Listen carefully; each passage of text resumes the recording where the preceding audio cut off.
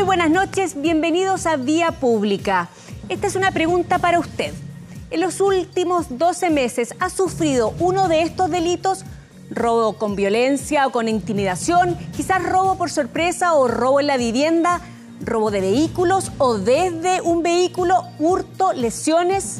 Durante los últimos 12 meses, en el 28% de los hogares del país, al menos uno de sus miembros ha sido víctima de algún delito consumado, según la encuesta nacional urbana de seguridad dada a conocer esta semana. Pero como sabemos, las estadísticas pueden tener variadas interpretaciones. Por un lado, se publicitó que esta cifra era el punto más alto en 4 años.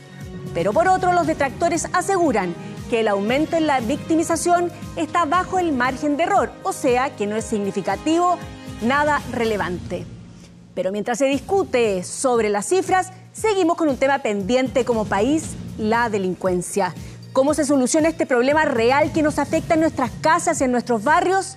Esta noche tenemos invitado al mejor panel de expertos para conversar sobre cómo nos protegemos de este mal que afecta todos los días nuestra calidad de vida. Pero antes, para que usted también participe de este debate, lo invito a revisar la pregunta de nuestro fanpage de 24horas.cl en el día de hoy.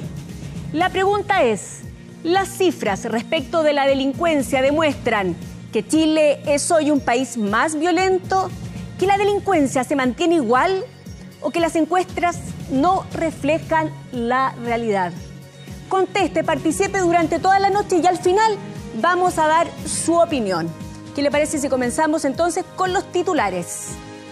Antes de agosto estarán disponibles los 7.000 pesos de compensación por el caso de la colusión del papel tisú. Corte Suprema finalmente ratificó el pago. Este jueves concluyeron las reuniones de los obispos chilenos con el Papa Francisco en el Vaticano. Francisco agradeció la disposición y crece el rumor por la eventual renuncia de 4 obispos.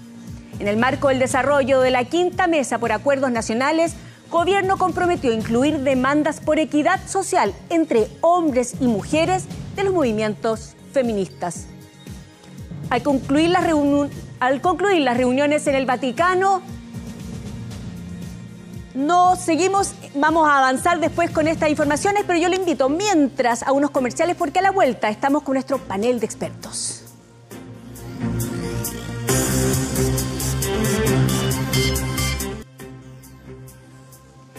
Les prometimos el mejor panel de expertos y van a tener que empezar a sacar números porque son 5 para poder hablar, pero hoy día es un tema relevante para todo el mundo que tiene que ver con la seguridad ciudadana. A todos nos toca, a todos nos molesta, a todos nos inseguriza, pero tenemos que también hablar de las soluciones, así que vamos a aprovechar el tiempo. Presentando primero a la única mujer invitada, pero estoy yo también para acompañarla, Rosario Martínez, directora del Centro Estratégico de Análisis del Delito de la Subsecretaría de Prevención del Delito. Muchas gracias. Hola, buenas noches. Felipe Arboe, senador PPD. Buenas noches. Buenas noches. El padre Luis Roblero, capellán de Gendarmería. Buenas noches. Daniel Johnson, director ejecutivo de Fundación Paz Ciudadana. Hola, buenas noches. Y Óscar Carrasco, ex subsecretario de Prevención del Delito. Hola. ¿Cómo estamos? Bien, bien. A ver, el lunes se dio a conocer la ENUS, que es la Encuesta Nacional Urbana de Seguridad Ciudadana, donde se dice que el índice de victimización llega al 28% a nivel nacional. Es decir, la gente que dice ha sido víctima de delito, 28%, y que habría alcanzado un punto más alto en los últimos 4 años. Me asusta. Cuando yo veo los titulares de la prensa, uno se asusta. Parto por las mujeres. ¿La interpretación de esta encuesta se politizó? ¿Estamos realmente peor? ¿Hay que asustarse? O sea, yo creo que son varios temas. En el fondo, en general tenemos una percepción de inseguridad bastante más alta que la victimización. En el fondo, hoy día Chile ha avanzado y hemos logrado disminuir los índices de victimización en general. Sin embargo, observamos una alza en los últimos 4 años que sí afecta en el fondo a todos los hogares de Chile, digamos. Y eso es lo que hoy día nos tenemos que preocupar y hacernos cargo de cómo enfrentar en el fondo este nivel de victimización que tenemos hoy día y cómo lograr entregarle mayor seguridad a todos los chilenos. Pero la subsecretaria de Prevención habló de una mala noticia. La sensación que quedó en el aire me pareció que fue más bien negativa, y por otro lado hablaban de que el margen de error era mínimo y en el fondo tampoco estamos peor. ¿Cuál es su visión de lo que está pasando? A ver, yo separaría primero percepción de victimización, que es una tendencia que la subsecretaría Partimos hablando de victimización. A confundir. Hablemos primero de victimización. Sí. Las noticias en victimización obviamente que no son para estar contentos. Eso es claro. Pero tampoco es un indicador para alarmarse. Es un indicador para preocuparse, para modificar política pública, para focalizar. Sí, pero es un indicador similar al del 2011. El año 2011 tuvimos una victimización, y eso lo saben los colegas, de un 28.8 aprox. Anterior al 2011, menos el 2010, anterior hemos llegado a 30, 36, hasta 40% de victimización. ¿Cuándo llegamos al 40%? El 2003. 40%. Y recalculado, 40 recalculado y 43 del 2003. O sea, hemos mejorado significativamente visto así. Pero lo importante es ver el paño completo y ver un segmento. La victimización en nuestro país, y compararla con nuestros vecinos en América Latina. La victimización en nuestro país en general ha sido estable, pero tenemos que preocuparnos al deconstruir las cifras que hay ahí de victimización, hay que preocuparse un poco de ciertos fenómenos delictivos que están impactando demasiado en el país, el hurto, los robos de objetos al interior del vehículo y otros fenómenos que yo creo que es para preocuparse, tanto como gobierno como sociedad. Y que incomoda la percepción, la sensación de inseguridad aumenta con ese tipo de delitos. Claro, la ENUS lo que mostró en términos de percepción en general es una baja que yo diría sistemática. Ya las primeras bajas se presentaron en el 2016. No fueron significativas, pero a partir del 2017, en lo que es percepción de inseguridad, hay una baja significativa, sorprendente, de más de 4 puntos, de 4.2. Además, se tomó en el periodo de elección presidencial. Sí. Cuando la tendencia en ese periodo es que incremente, por el discurso del miedo, es que incremente la percepción de inseguridad. Pues bien, se tomó entre septiembre y diciembre y bajó. Y es bastante interesante el fenómeno.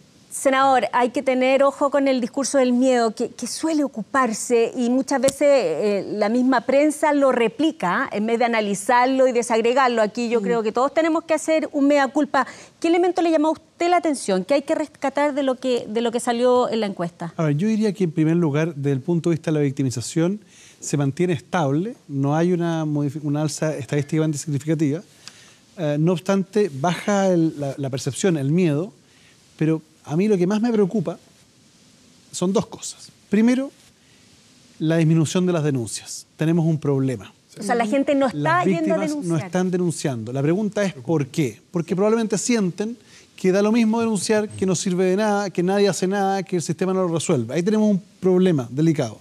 Y la segunda mala noticia, a mi juicio, es que tenemos una tendencia al alza ya constante en las últimas mediciones en los delitos informáticos, los fraudes a través de las tarjetas de crédito, las páginas web. Ahí tenemos un problema, es decir, ha ido mutando el delincuente del robo directo, probablemente también está pasando a un delincuente un poquito más sofisticado a robar a través de sistemas informáticos. Ahora es complicado eso, porque si decimos que tenemos, tema que vamos a conversar ahora, hacer una transformación en las policías para ver el delito que hasta ahora estábamos acostumbrados, que es el de a pie, el de los autos, el de las casas, con el delito informático vamos a quedar muy atrasados. No es casualidad que en Europa hoy día se están invirtiendo varios miles de millones de euros en justamente sistemas informáticos para prevenir los fraudes. Hoy día el cibercrimen es la principal amenaza que está enfrentando y que Naciones Unidas ha fijado una política prioritaria. En consecuencia,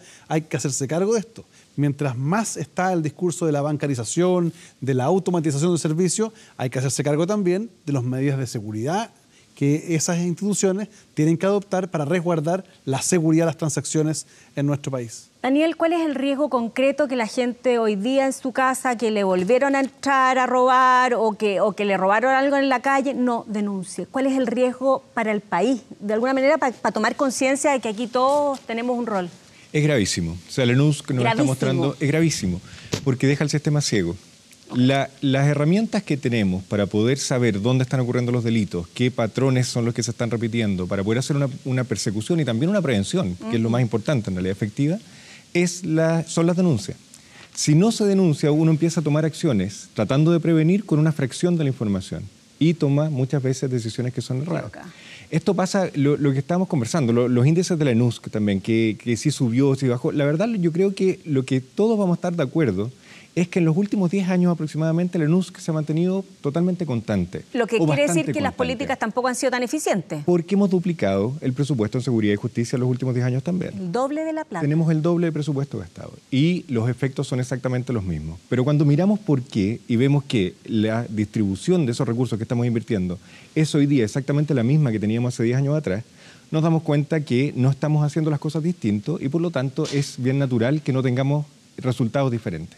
Aquí seguimos persiguiendo y no hemos hecho el cambio importantísimo que es pasar a la prevención temprana, ojalá, y pasar a la reinserción efectiva de las personas que han cometido. Se me adelanta y voy a dirigir la mirada a Luis. Ok, las encuestas se pueden politizar, se pueden cuestionar, se pueden leer distinto, pero tenemos un problema que es real. ¿Cómo mejoramos este problema, este brasero que tenemos y que no le hemos podido apagar? Usted, la experiencia concreta, usted vive con personas que, como capellán, que han sido delincuentes, que están condenados. ¿Cuántos de ellos deben venir del sistema Sename? ¿Cuál es el profundo problema que usted ve?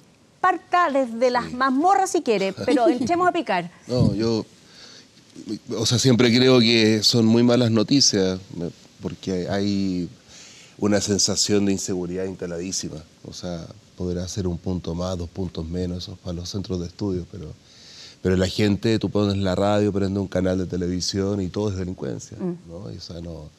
Y si tú sales del barrio alto y vas a las poblaciones, la gente se encierra a las 6 de la tarde.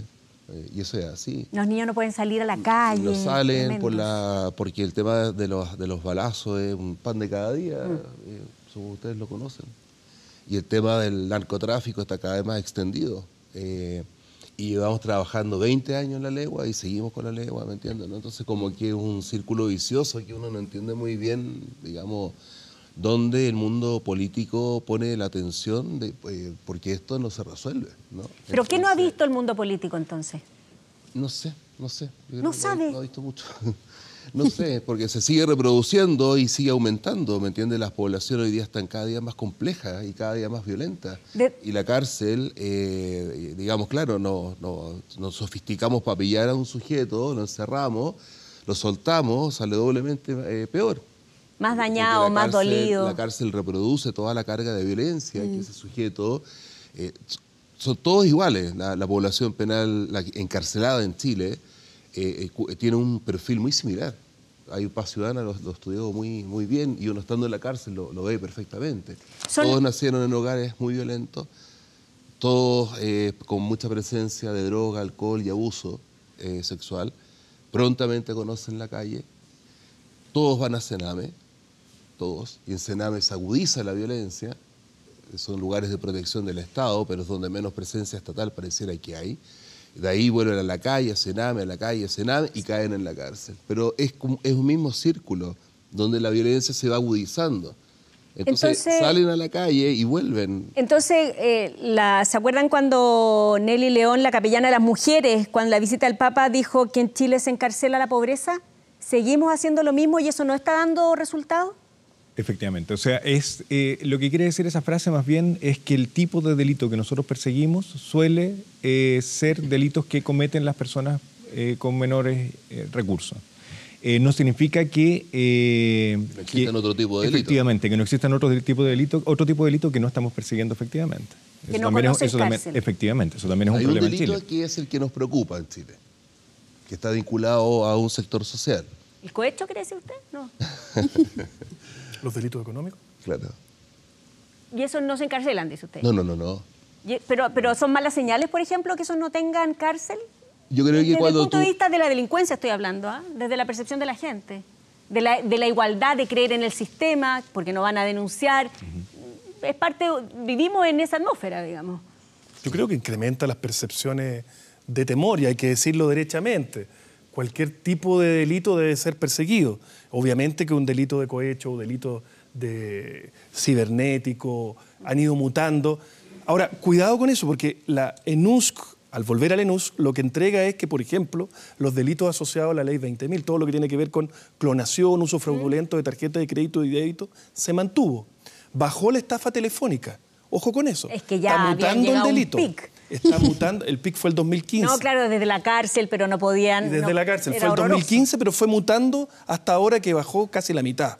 Pero efectivamente los delitos cibernéticos, y ahí está el phishing, la suplantación de identidad, etcétera, aumentan consistentemente entre el 2015 hasta el 2017, que es cuando se empiezan a medir con más Las frecuencia. soluciones profundas, ¿qué hay que hacer? Yo te diría que aquí hemos aumentado los presupuestos a las policías durante los últimos 20 años, se han aumentado las dotaciones y no ha habido un resultado proporcional.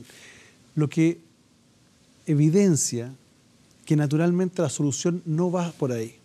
Nosotros tenemos que hacernos cargo que Chile tiene profundos niveles de desigualdad y que en ciertas poblaciones, cuando una persona observa que su vecino se levanta a las 5 de la mañana, tiene que cruzar toda la ciudad para trabajar, vuelve cansado como perro y recibe un sueldo mínimo que no le alcanza para nada, y el vecino del otro lado se levanta a las 11 de la mañana, trafica un poco de droga, tiene las mejores zapatillas, se acuesta a las 5 de la tarde, el incentivo perverso está instalado. Entonces el punto es cómo nosotros somos capaces con política social de cambiar ese incentivo perverso. Y nosotros tenemos que hacernos cargo a través de mecanismos de empleabilidad, de educación, de emprendimiento, de trabajo también con los entornos, con las familias. Bien lo decía el padre Luis. O sea, muchas personas de la población penal, por no decir la gran mayoría, viene de hogares muy conflictuados. ¿Cómo nos enfrentamos eso como sociedad? Ese es el desafío de fondo. Esa es la política pública de fondo que ha servido en otros países para disminuir los niveles, primero de violencia y después de delincuencia. Porque muchas veces, ojo, hay actitudes que son violentas que no necesariamente terminan en delito, pero que se llaman incivilidades y que van generando esta sensación de temor. Porque cuando alguien me dice, no, es que hay que proteger las libertades de las personas, yo pregunto, ¿qué libertad tiene una señora, un joven o un adulto que incluso puede estar de cumpleaños para que a las 10 de la noche pueda una población ir a comprar una bebida o una cerveza? No tiene libertad. Por la bala loca, por el asalto, porque le van a cobrar peaje o porque lo van a matar. Ahora, es complejo, porque usted me dice, a ver, lo que se necesita es mejor educación, mejores salarios, salarios dignos, mejores condiciones de vida. Sin embargo, estamos hablando de municipalidades pobres, que les llega menos plata que a las otras municipalidades. Bueno, es que ahí damos en un clavo. Yo he hecho un trabajo, lo conversamos la otra vez con Óscar, hicimos un trabajo para ver cuánto puede invertir cada municipio por habitante. Y es escandalosa la desigualdad de financiamiento municipal. Esto se llama desigualdad, parece. Mientras en Vitacura se pueden invertir, voy a decir una cifra aproximada, bueno, no me acuerdo, cerca de 800.000 pesos por habitante, en las comunas que yo represento, en la provincia de Arauco, por ejemplo, no superan los 40, 45.000, que se atenúa con el fondo común municipal, pero una especie como de panadol.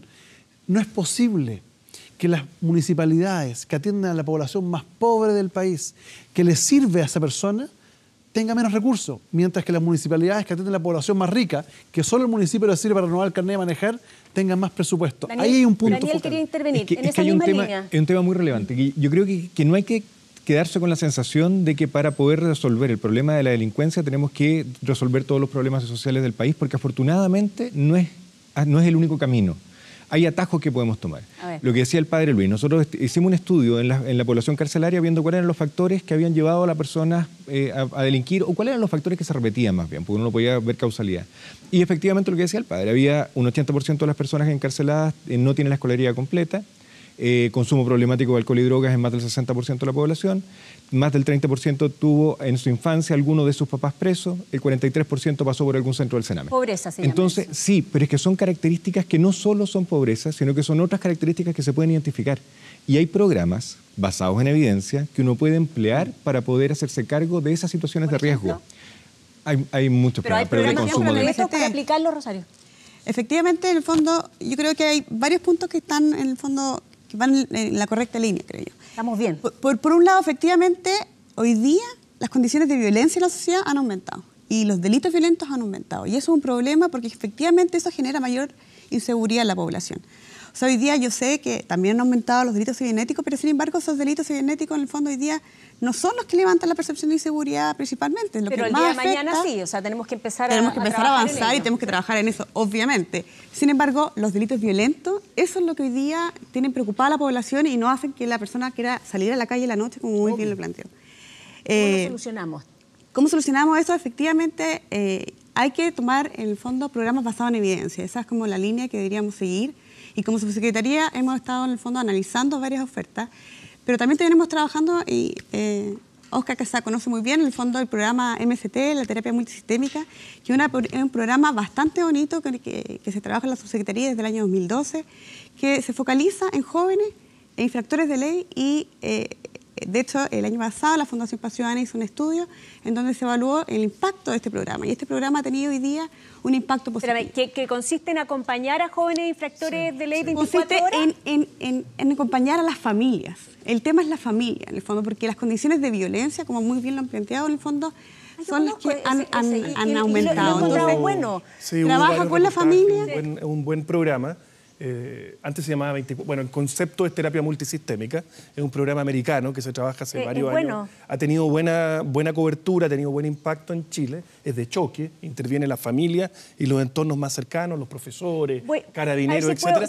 El único problema que tenemos es de cobertura, porque es un programa un tanto boutique, entre comillas, que está muy focalizado en ciertos territorios y, por ejemplo, en la zona de la octava región, en la zona de Concepción, Hualpén, lo exigen y los recursos son pocos. Un poco para explicarle a la gente, son profesionales que acompañan a una familia que muchas veces también tiene problemas que no sabe ni relacionarse con las municipalidades ni con nadie. Entonces te guían, te apoyan, te contienen. Quería decir algo, Luis. Sí, que yo creo que en esta materia nosotros tenemos buenas experiencias, pero puros pilotos por todos lados.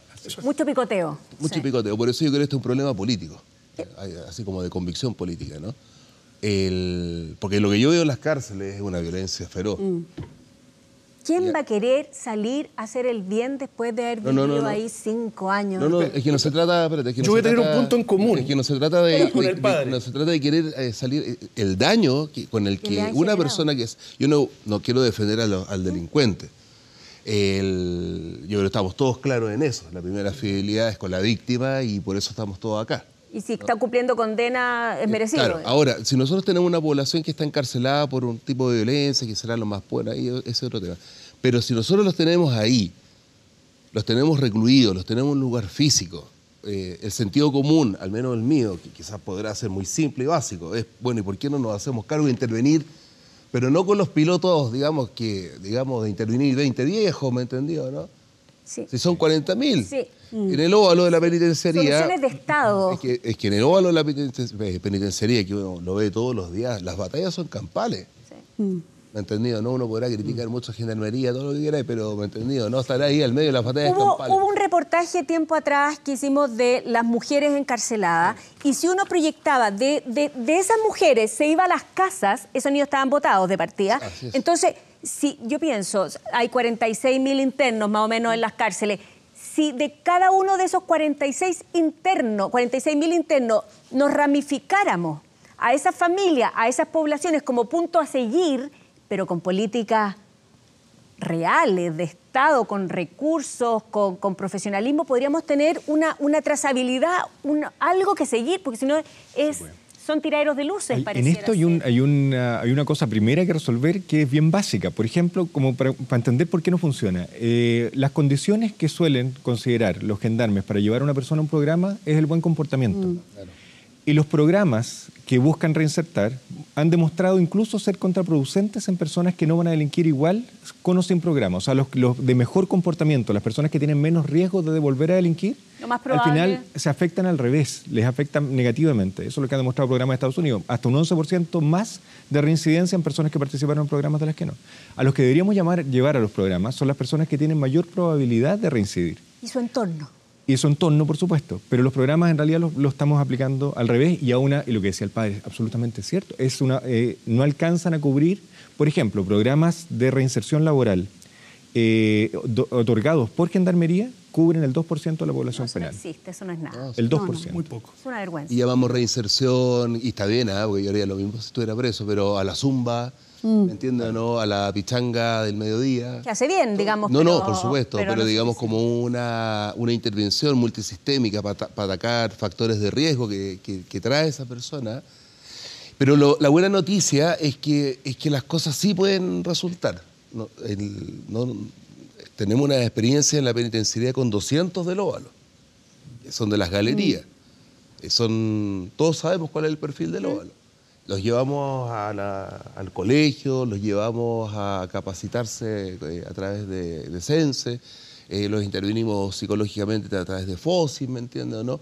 Y ahora estamos construyendo muebles para inmobiliaria, ¿me entiendes? Ayer fue a Aravena para ver qué podíamos hacer con diseño, ya me imaginaba los del óvalo ahí, ¿me entienden? ¿No? Pero yo creo que es que se puede. Y tú puedes torcerle el destino a un sujeto que nació sufriendo y que ha hecho sufrir a otro. Ahora, ¿creen ustedes que hay un convencimiento real?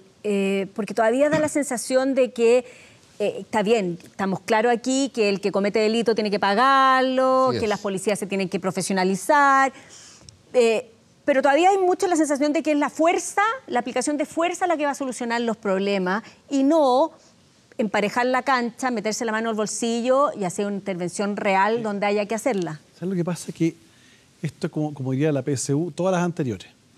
O sea, una política pública seria, responsable, primero tiene que ser una política de Estado. No pueden haber políticas de gobierno, y cuando llega un gobierno cambia todo lo que hizo el del anterior. Eso me parece un país un poquito bananero. Segundo, desde el punto de vista de la política pública, uno tiene que focalizar en materia de prevención, evitar que nuevos jóvenes ingresen en la carrera del delito a través de prevención social, educación, empleabilidad, emprendimiento. Entornos situacionales, lo que dice que con los barrios, cómo facilitan los barrios muchas veces la comisión de delitos. Tercero, control. La teoría del 20-80, que el 20% que hay un 20% de delincuentes que cometen el 80% de los delitos. Focalizarse en ese 20% para perseguir, para aumentarle el costo al delito. Es decir, que el delincuente sepa que si va a cometer delito, ¿sabéis que me va a salir caro? Porque la probabilidad de que me pillen y que me condenen y que me encierren es alta. Entonces, ¿sabéis que hay un tema de riesgo económico? Mejor no delinco, ¿no es cierto? Y adicionalmente, una política carcelaria.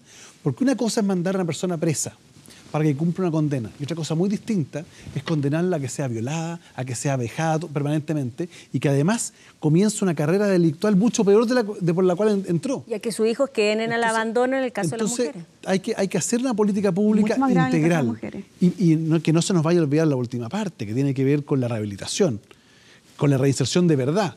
Porque el Estado es el primer discriminador. El Estado no contrata personas con antecedentes penales. Entonces la pregunta es, ya, el tipo cumple la condena, sale, ¿dónde va a trabajar? Tenemos un problema. Y si no tiene dónde trabajar, entonces vuelve a delinquir. Y finalmente va a terminar, porque no puedo dejarlo fuera, tratamiento y ayuda a las víctimas. Cuando a una familia, cuando una persona sufre un delito violento, hay un drama judicial, un camino judicial que hay que seguir. Pero hay un drama humano.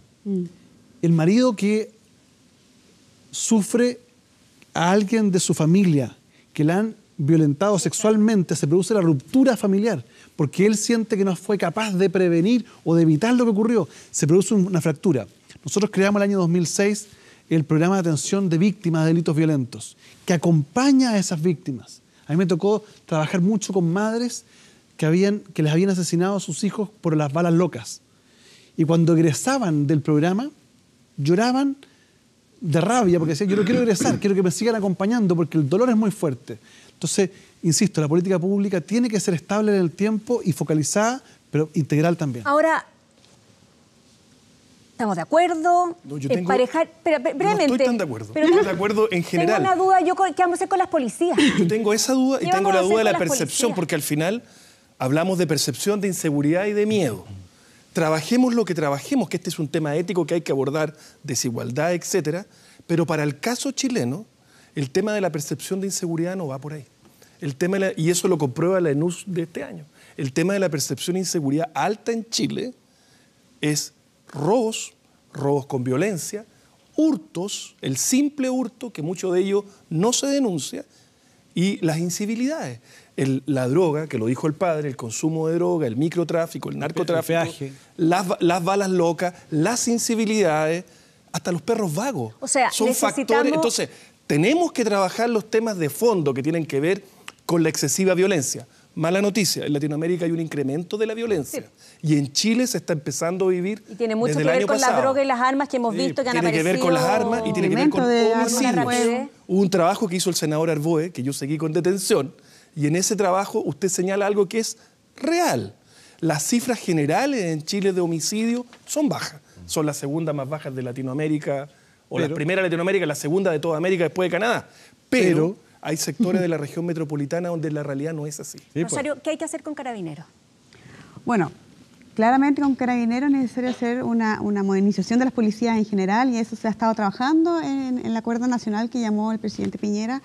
Y para allá tenemos que ir, en el fondo tenemos que tratar de volver la labor más preventiva, más fuerte de Carabineros, y para eso en el fondo también hay que usar más inteligencia. Efectivamente, el delito es predecible, efectivamente con la información, aunque es insuficiente, digamos, dada la baja denuncia, con esa información uno puede hacer algo y uno puede impactar y puede disuadir el delito, y eso es lo importante, lograr darle la seguridad.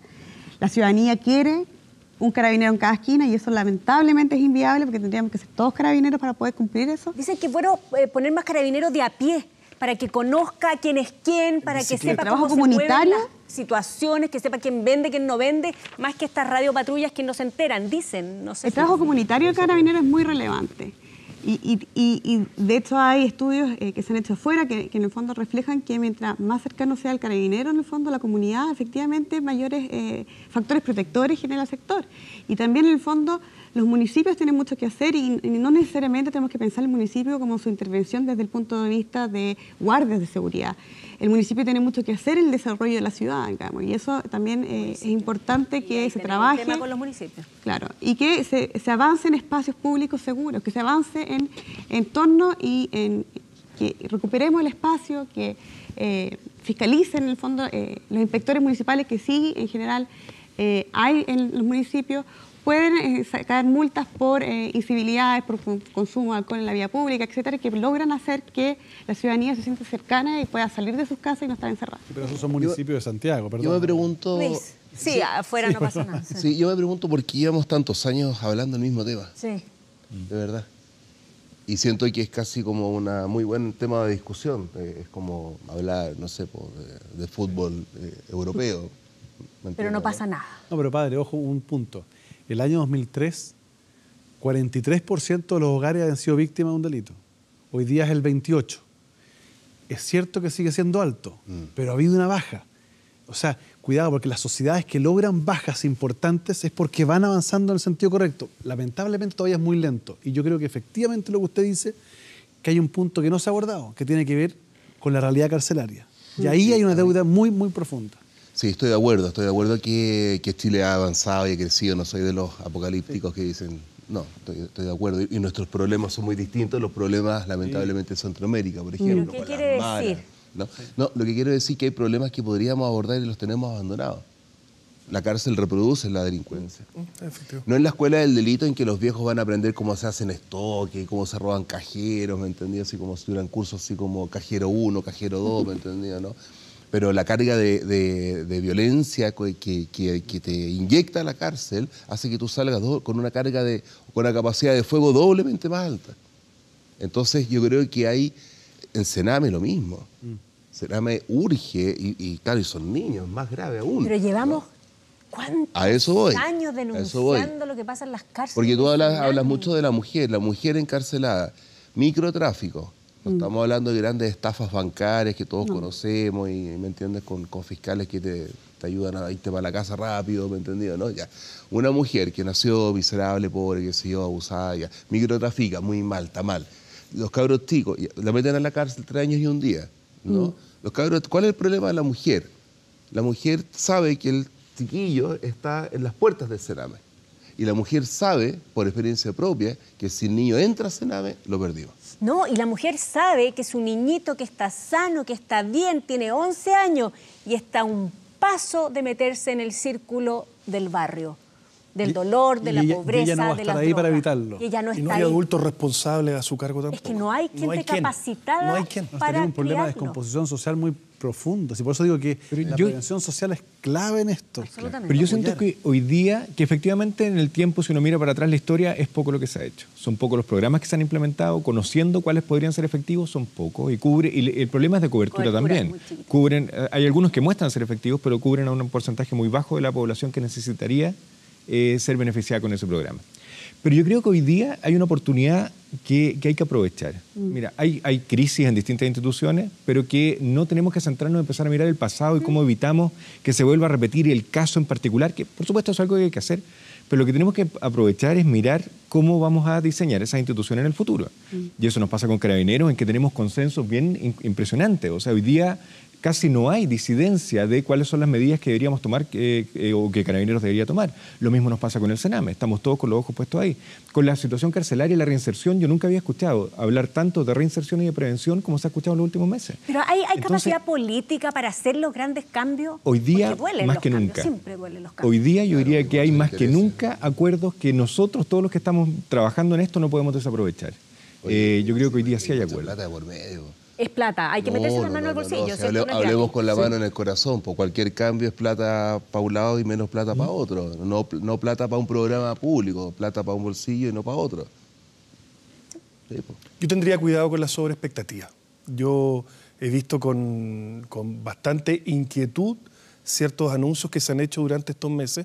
Por ejemplo, el STOP, que es un sistema de análisis delictivo que antes se llamó STAT, que antes se llamó PASIC, STAT 2, pero STAT 1 y que viene del expliquemos Comstat lo de los que años 90 de Estados Unidos. Expliquemos lo que es. Y que en Chile es un sistema de análisis delictivo que hoy día incorpora la Big Data y que permite a Carabineros, lo estoy diciendo muy corto, que permite a Carabineros poder focalizarse mejor en los delitos, en los territorios. Es decir, las en los denuncias que barrios. hacen la gente, Así es. se les hace un seguimiento de alguna manera. Por Un eso es importante análisis la del denuncia. STAD allá por el año 2014 en la Universidad de Chile y fue deficiente. Ahora, allá hay una apuesta grande. Está bien, es un instrumento. Yo apostaría más por lo que se decía acá, lo decían ustedes, el senador, Fundación, y lo conversamos con la Fundación Paz Ciudadana, apostaría aún más por los barrios, por las comunas, por la prevención situacional, por la prevención comunitaria, porque este chasis institucional que son los consejos comunales de seguridad, le incorporáramos mayor presencia de Carabineros, que Carabineros se convenciera, sociales, convicción acompañamiento. de que la prevención es necesaria. Vamos a tener que cerrar porque pero les voy a dar la oportunidad, es rico poder estar desde aquí, que cada uno diga preciso, sin buenas palabras, precisamente lo que está convencido que hay que hacer. A ver, yo haría, primero, tribunales de tratamiento de droga. Gran parte de los delitos se cometen bajo los efectos de la droga o para proveerse de la misma.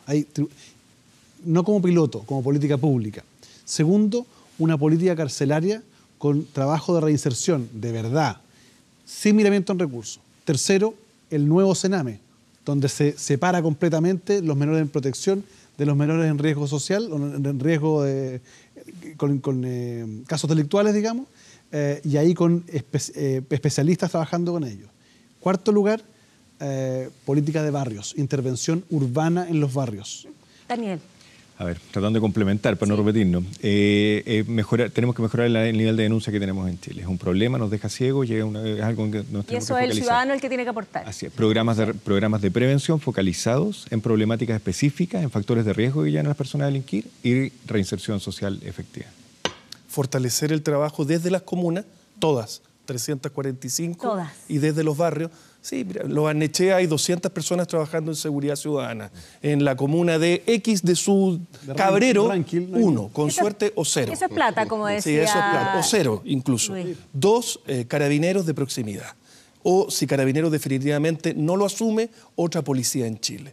Tomemos decisiones que sean fuertes. Si Carabineros definitivamente no asume la prevención como corresponde, trabajemos la mirada de otra policía de proximidad, como se está haciendo en muchos países, y Francia es el mejor ejemplo durante estos últimos meses. Luis.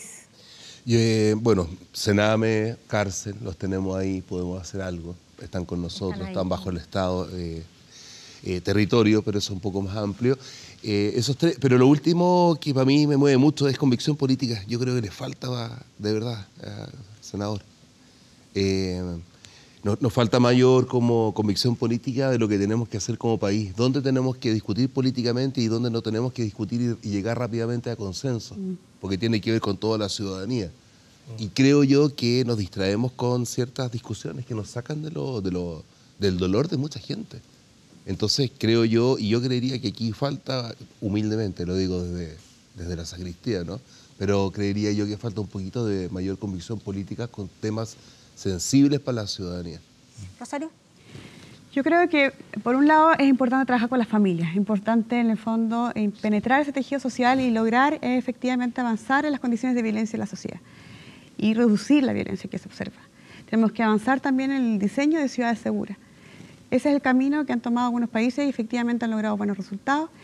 Y finalmente, yo creo que el apoyar la gestión local en temas de seguridad. Ellos tienen mucho que hacer y hay que apoyarlos y hay que darles todas las herramientas y como subsecretaría hay que darles todas las facilidades y el apoyo para que puedan tomar las decisiones necesarias para avanzar. El trabajo desde los barrios y al interior de las cárceles y el Sename. Y desde el punto de vista de las comunicaciones, mejorar las campañas comunicacionales. Usted hablaba de incivilidad, educación en televisión, el buen trato, el buen manejo, el respeto al otro, quién es mejor, quién es peor, quién es lo valioso. Y terminar también con la crónica roja excesiva. Sí. Es una tentación de muchos medios de comunicación tendrán que hacer el mea culpa, así es. Hay noticiarios que se llenan de noticias de delincuencia porque venden más. Y la verdad es que eso genera crean realidad que a veces no son, que son falsas. La ENUS hay que informar en todo caso. Una cosa le está modificando la televisión. Claro. Pero resulta que cuando uno conversa con la señora de la comuna de Lago Ranco, está asustada por lo que ocurre en el centro de Santiago, y uno le dice, pero ¿cómo se ocurrió en Santiago? ¿Sabes lo que pasa? Que yo lo vi en la televisión que está en el living de mi casa. Una cosa son las noticias y otra cosa son programas dedicados a presentar casos de una manera Los medios de comunicación tienen una tarea concreta. Yo les agradezco muchísimo. Buenas noches. De esto vamos a tener que seguir conversando. Gracias. A la vuelta de comerciales seguimos con más Vía Pública.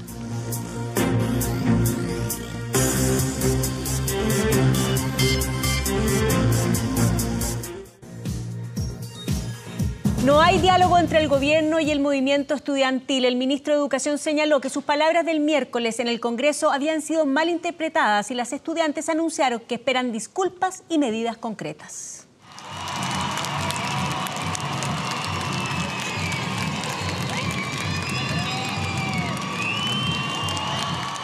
Imágenes que a 24 horas de la marcha siguen visibilizando la masiva movilización de las estudiantes contra el machismo, la educación sexista y la violencia contra la mujer. Marcha estudiantil que ha sido destacada por distintos medios internacionales.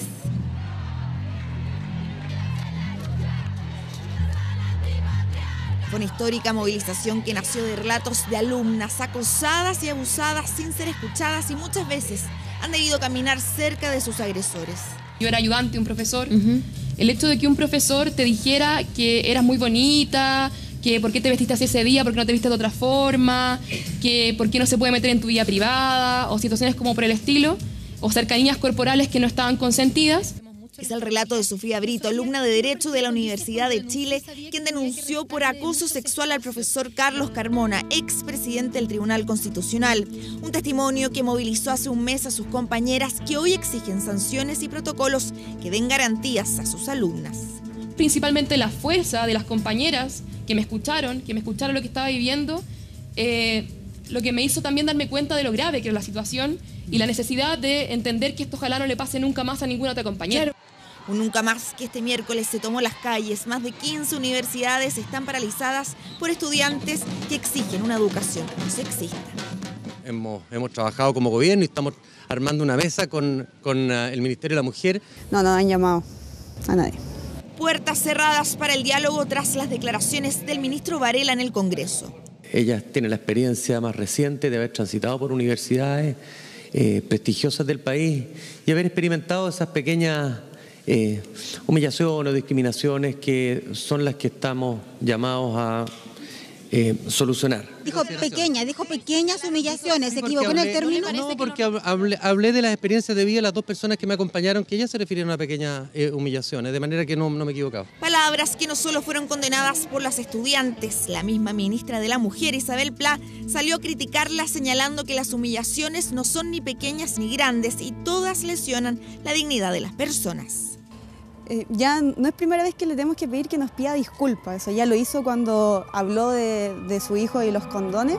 Lo que esperamos ahora es que nos dé gestos concretos de cuál es el compromiso que va a tener el gobierno con nuestras demandas. Mujeres que caminan sin miedo y que este miércoles encararon a los manifestantes. Hoy fue el turno del ministro de Educación y anunciaron que la posibilidad de diálogo se encuentra congelada hasta tener medidas concretas que pongan los derechos de la mujer como prioridad en la agenda de educación. Tras casi 1 año y 4 meses, finalmente la justicia dio luz verde al pago de compensación para los clientes afectados por la colusión en el mercado del papel tisú. La Corte Suprema rechazó el recurso de casación presentado por comunidades indígenas, acción que pretendía dejar sin efecto el acuerdo compensatorio entre CMPC, organizaciones de consumidores y el Servicio Nacional del Consumidor.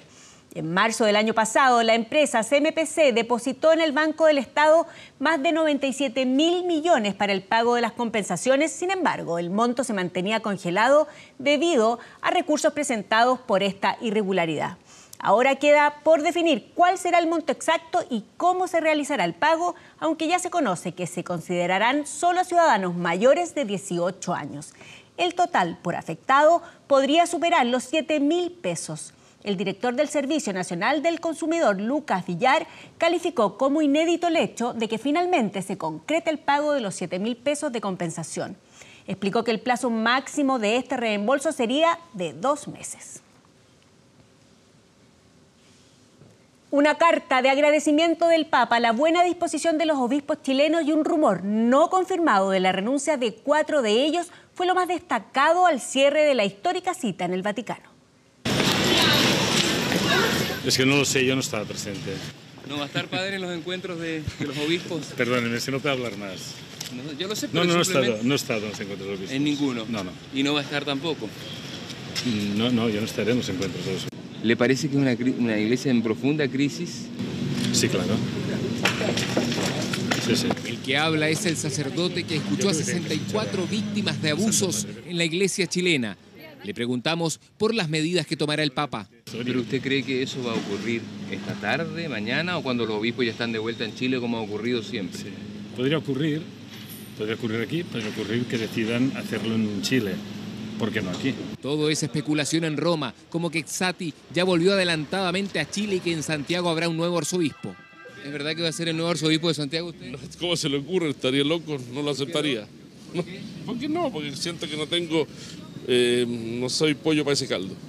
Compatriotas alertados por la prensa y los obispos chilenos ya convirtieron a la Casa del Clero en un lugar de visita. Y los curas o los obispos todos piden disculpas, piden perdón, piden cosas, pero no ha habido ningún papa o alguien de la iglesia de alto rango que tome una medida fuerte o una medida como la que se debiera tomar ahora. Yo creo que va de acuerdo con lo que uno espera de la iglesia católica, que tome medidas en línea con lo que se espera de ellas, ¿no? Que respondan las expectativas que tiene la gente sobre la iglesia en sí, ¿no? Mamá, ¿Sí? Eso es lo que pienso. Bastante bien, o sea, era algo súper esperado y algo que en realidad yo creo que nos hace bien a todos y son sumamente buenas señales. Mientras tanto, los voceros de la conferencia episcopal no niegan ni confirman nada. Pero estos encuentros que hemos tenido este día se enmarcan en un proceso que se inició con la visita de Monseñor Chicluna y que va a seguir. Este proceso no ha concluido hoy día. Todos los obispos hablaron. Hoy día habló Monseñor Barros. ¿Qué fue lo que dijo? Usted sabe que no le puedo decir lo que es. Bueno, muchas gracias. ¿Va a seguir Monseñor Barros aquí? ¿Se vuelve esta noche? ¿Está dentro de los 10 obispos que vuelven esta noche? No sé si está en el... No recuerdo si estaba en el vuelo. Mañana lo que usted va a decir, Monseñor, son medidas concretas. Mire, el Papa ha decidido aceptar renuncia. No va a haber nada de... Las medidas las comunica el Santo Padre en el momento que él estime oportuno, conveniente. Nosotros vamos a comunicar lo que ha sido nuestra experiencia estos días. Vamos a seguir trabajando con las víctimas. Se va a ver reforzado el Consejo de la Prevención, un montón de medidas que son no las que la gente habitualmente quiere y que evidentemente el Papa está de acuerdo. 10 de los 34 obispos chilenos ya vuelan a Santiago a esta hora. En el Vaticano, el hermetismo que le ha dado fama a la Iglesia por 2000 años sigue presente. Y antes de la pausa, recordamos la pregunta de nuestro fanpage. La pregunta del día de hoy en 24horas.cl es: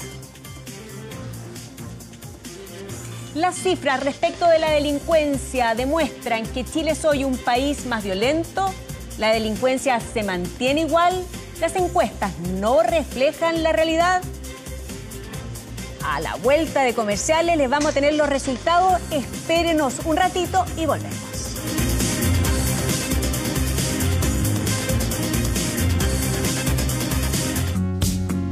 Volvemos a Vía Pública para conocer cuáles fueron sus respuestas en el fanpage de 24horas.cl. La pregunta de hoy día era: las cifras respecto de la delincuencia demuestran que Chile es hoy un país más violento. Ojo, 67%.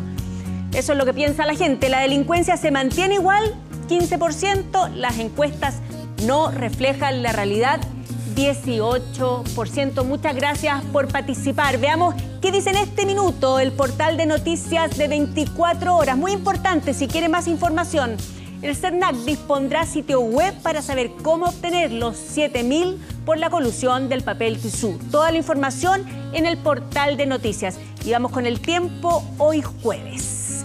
En este minuto está despejado, pero hace frío, hay 8 grados. Mañana viernes va a estar despejado, 22 grados.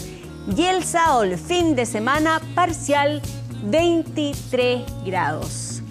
Escuchamos de fondo a los franceses de Fot Punk, quienes lanzaron en el 2013 su cuarto disco de estudio Random Access Memories.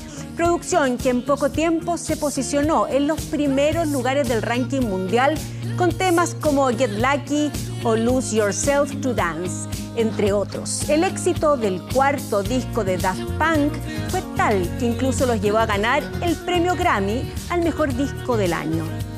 Con Instant Crush despedimos este Día Público. Muy buenas noches.